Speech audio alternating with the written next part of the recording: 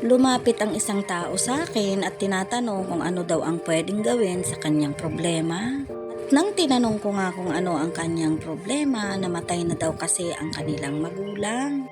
At ang iniwang bahay ng magulang ay nais na lamang suluhin ng kanyang kapatid.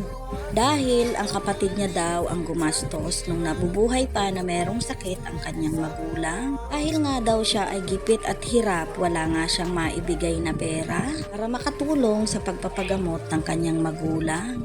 Nang pumanaw na ang kanyang magulang, wala raw siyang karapatan sa kanilang bahay dahil hindi naman siya nakatulong sa pagpapagamot ng kanyang magulang. Kaya siya ngayon ay nakikitira na lamang sa bahay ng kanyang kaibigan. At nung lumapit siya sa akin na nagkikwento ay umiiyak talaga siya, kaya ako ay awang-awa naman sa kanya.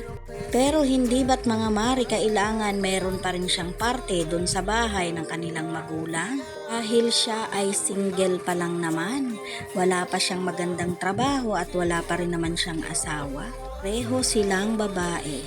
Pero ang maipapayo ko sa magkakapatid, magtulungan kayo. Kung sino ang meron, magpasalamat ka at hindi ikaw ang nasa sitwasyon ng walang-wala at gipit na gipit.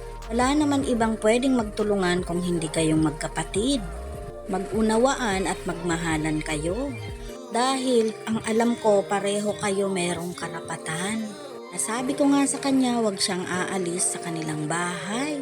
Dahil ang bahay ng magulang ay para sa mga anak yan. Pero kapag pareho na silang may pamilya, dapat magpundar na sila ng sariling kanila.